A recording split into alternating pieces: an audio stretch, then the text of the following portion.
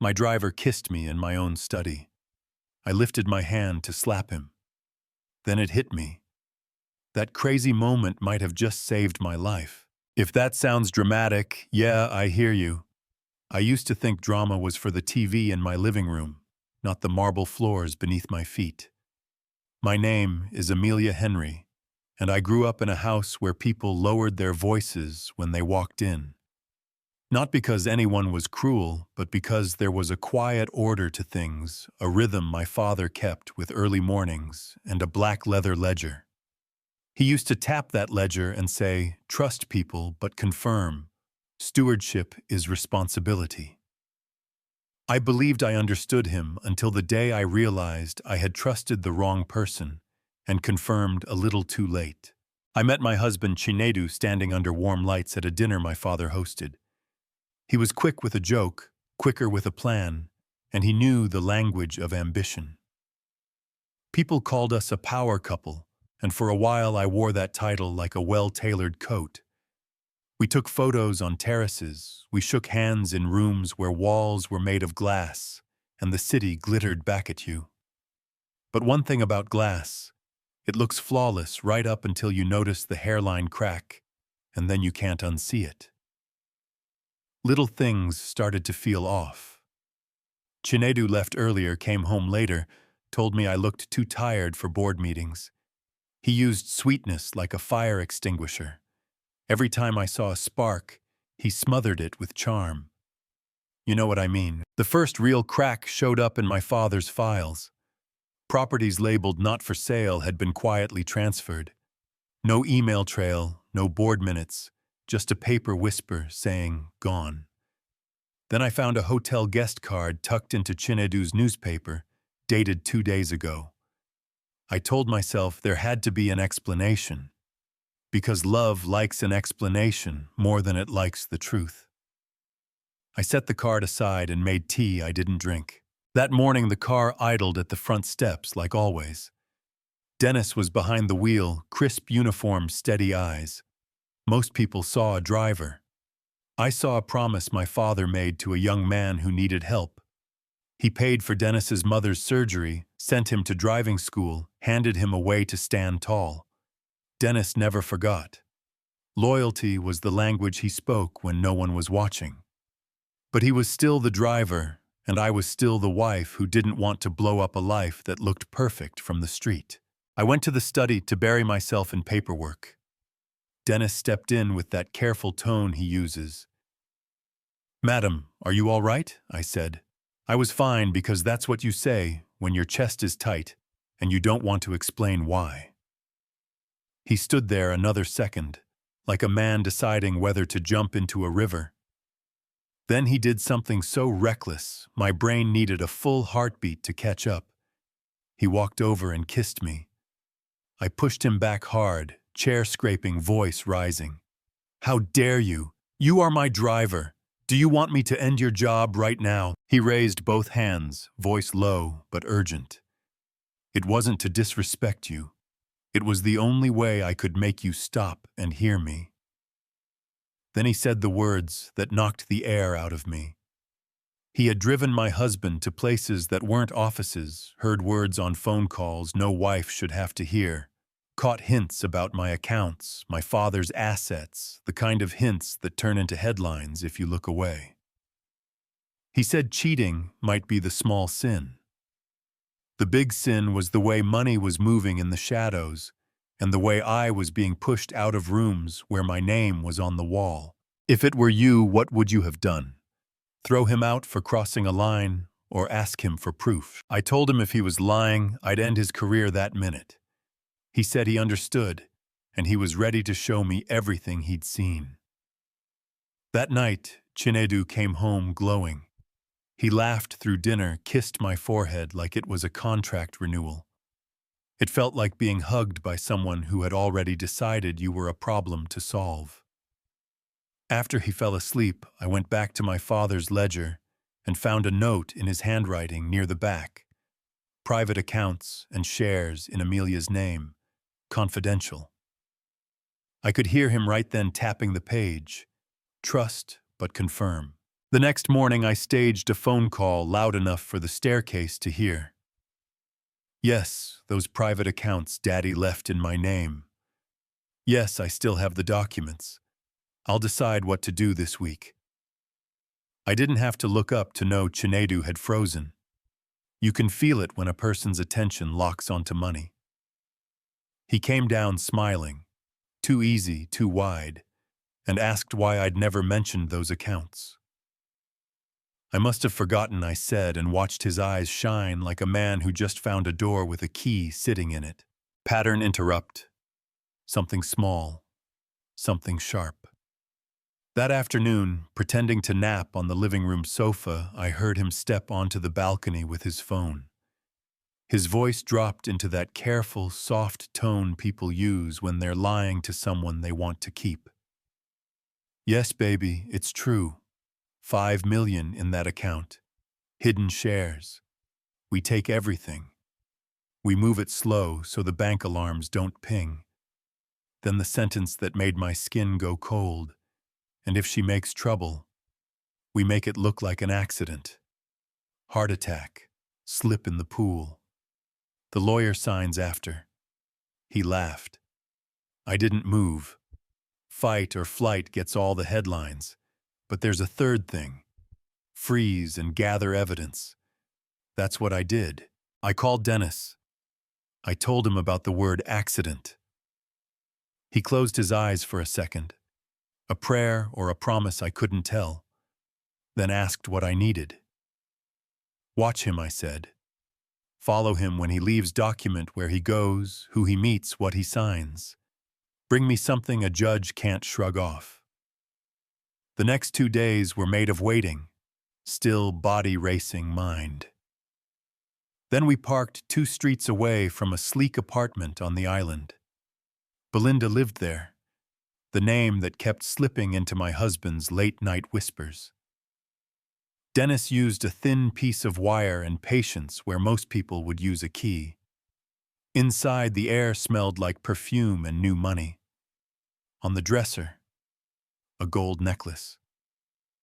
My anniversary gift. Next to it, a wristwatch I could identify by the way the clasp clicked shut. My birthday present. In the closet. Handbags and shoes that matched receipts in my files at home. Gifts I thought meant devotion, duplicated and stacked for someone else. I sat on her bed before my legs gave out. Laughed once. Not because any of it was funny, because my body didn't know whether to cry or to scream. Dennis didn't touch me, didn't tell me to be strong. He just said, sometimes love covers the cracks. That's why your father wanted someone to watch when others would go blind. We took photos, timestamps, angles, serial numbers. Proof doesn't care how you feel. It only cares that you can show it. Twist coming. And it's the kind that flips a story on its head. The next morning I told Chinedu I'd been thinking. Maybe the private accounts are too much for me, I said. You know business better than me. You should handle them. He looked stunned for half a blink, then he masked it with relief. My love, that's very wise, he said, squeezing my hand. Dennis slipped me a recorder that fit in my pocket like a secret heartbeat. I nodded once. Game on. Stick around because what happened next will blow your mind. That night I stood in the corridor outside the study, where the vents carry sound like a wire. I hit record. He didn't make me wait. Yes, Belinda, it's true, he chuckled. She's giving me the details. The fool thinks I love her. 5 million. The shares. We'll move it all slowly. She won't even notice until it's gone. Love her, no. I married her for money. Rich kid, easy to manage. When he hung up, I went to my room, shut the door, and listened to his voice play back at me. Mask off truth, naked. Relief and heartbreak can sit in the same chair. I didn't throw anything. I didn't cry. I just held the recorder like a lifeline and breathed. By morning, Dennis had made quiet calls. Officers were briefed. A friendly eye at the bank watched for anything that looked like an illegal transfer. Pretending everything was normal, I moved through the day like a woman in a movie who already knows the ending. Chinedu was electric, fingers tapping phone, buzzing, papers stacking. He told me I looked pretty in blue and that he was finishing documents for us. When the room finally felt right, when the window of certainty opened, I walked into the study. He stood up and kissed my hand like he was still the hero of this story. "Everything I do is for you," he said.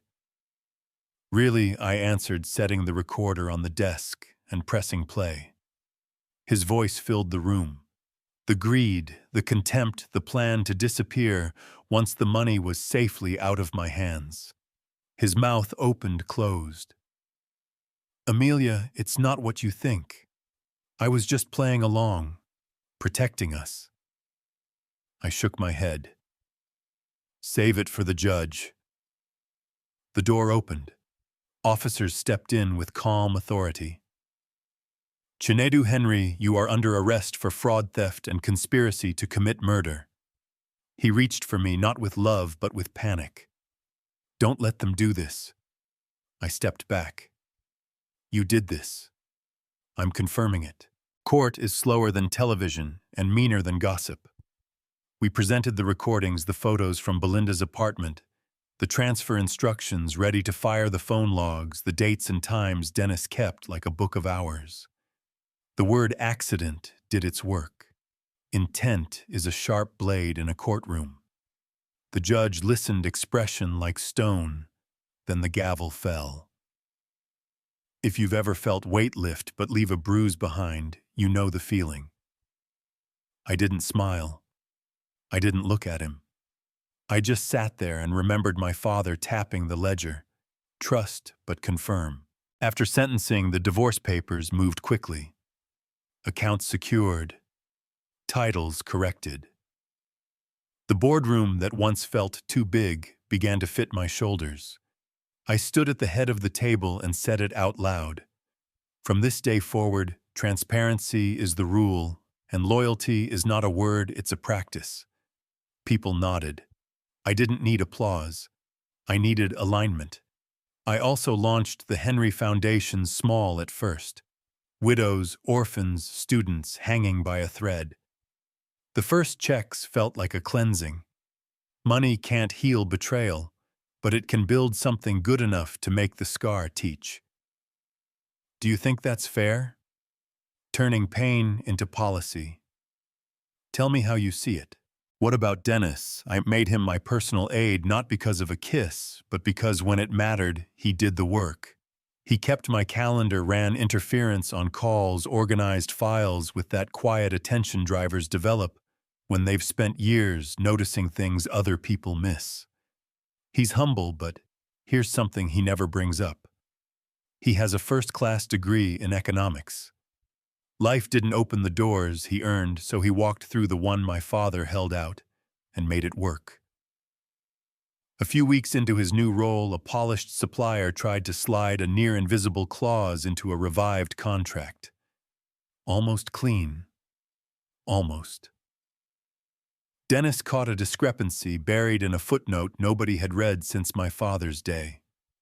Watching him dismantle a lie with math and patience, I felt the arc bend from accident to intention. Yeah, that happened. And Chinedu, he wrote me letters from prison. They sounded like stories he was telling himself to survive the mirror. One day I heard Belinda had visited, and within minutes she told him what greed never prepares a person to hear. "It's over. You have nothing. I'm not waiting." The door shut behind her, and that was that. He learned a truth most people pay in small coins over many years. He paid in one loud collapse. Now about that kiss. Do I condone it? No. A line is a line. I told him so, and he apologized without excuses. I'm not telling you to break boundaries to save someone. I'm telling you the truth about what shocked me awake when I was trying very hard to stay asleep.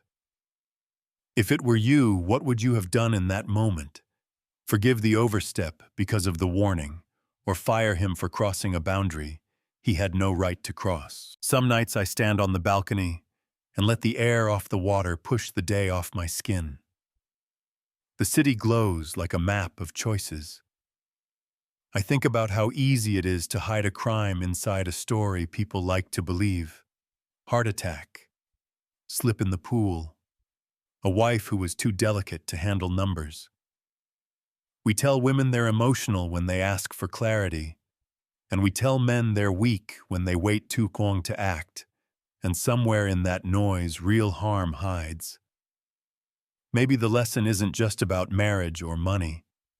Maybe it's about how power picks the angle, and we nod because the math looks hard. If you've ever been made to feel small in a room with your name on the door, I see you. Here is where I leave it a little messy on purpose. I promoted a man who used to park my car to a position of trust because he proved himself. Some people will tell me class lines exist for a reason. Others will say romantic tension makes it complicated. I say this. Character is the only resume I trust now. But I want to hear you. Do you think that's fair? Would you have kept him in his lane because that's how the world likes it? Or would you have opened the door and said, "Show me what you can do. I'll end the way I live now," with questions worth arguing about? If it were you, what would you have done the minute you heard the word accident? Call the police with a hunch, or freeze and gather evidence until the truth couldn't wriggle out? Should we measure redemption by apologies written from a cell, or by restitution that actually costs something? And what does loyalty look like in your life? Not the speech, the practice. Stick around for more stories where truth beats spin and legacy beats greed. Drop your city and the time you're watching. I love seeing the map light up. If you've lived through something like this, tell us the moment that finally opened your eyes. The receipt, the text, the smell of a perfume that didn't belong, the signature missing from a ledger. And if you think I went too easy or too hard, say that too. I can take it. Subscribe for the next one, because the way we talk about power, trust, and proof, that conversation is just getting started.